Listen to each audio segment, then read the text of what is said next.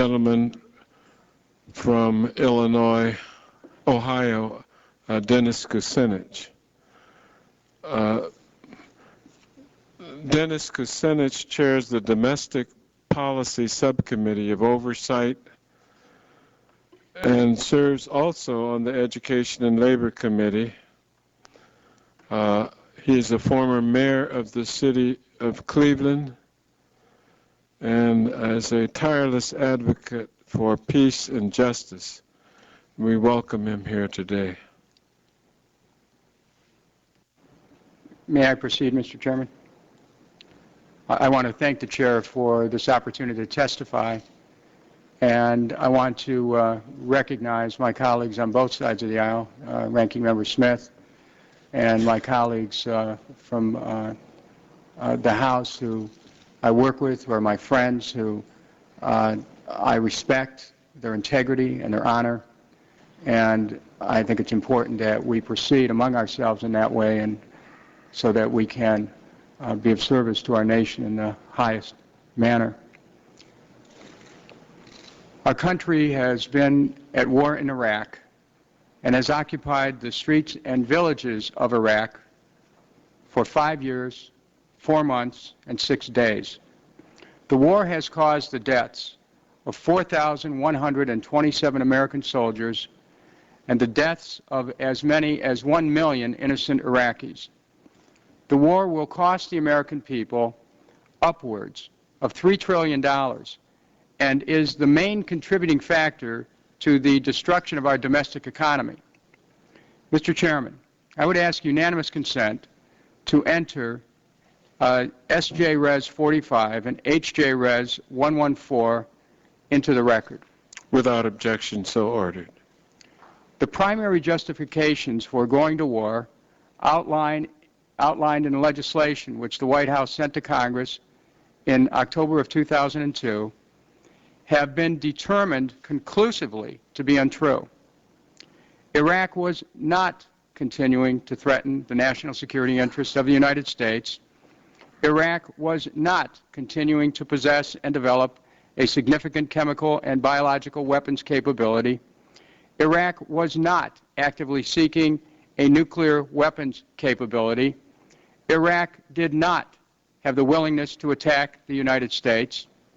Iraq had not demonstrated capability and willingness to use weapons of mass destruction. Iraq could not launch a surprise attack against the United States or its armed forces. Therefore, there was not an extreme magnitude of harm that would result in the United States, that would result to the United States and its citizens from such an attack. The aforementioned did not justify the use of force by the United States to defend itself. Iraq had no connection with the attacks of 9/11 or with al-Qaeda's role in 9/11. Iraq possessed no weapons of mass destruction to transfer to anyone.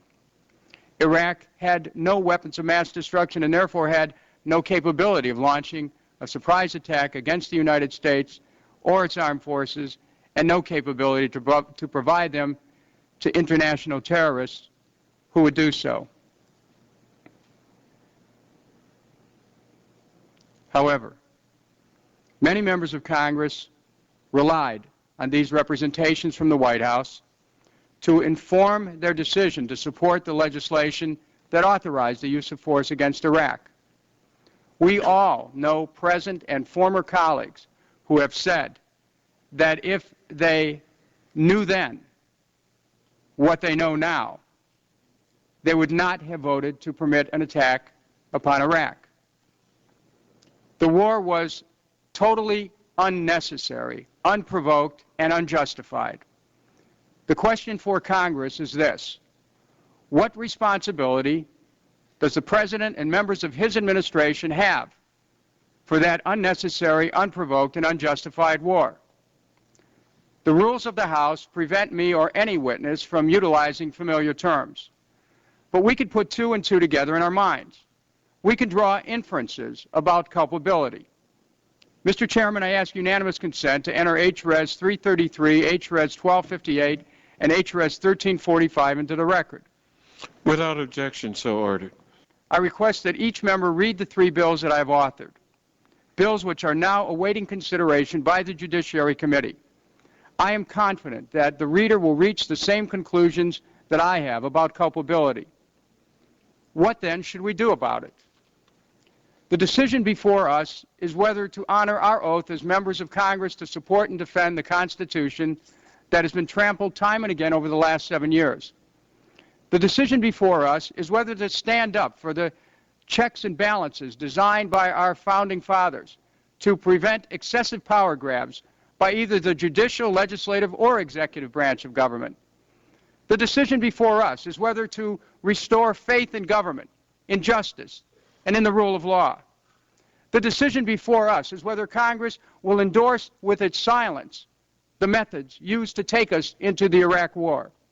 The decision before us is whether to demand accountability for one of the gravest justices imaginable.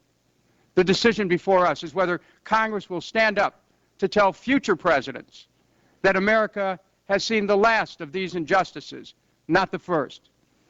I believe the choice is clear. I ask this committee to think and then to act now in order to enable this Congress to right a very great wrong and to hold accountable those who misled this nation. I thank you. Our next testimony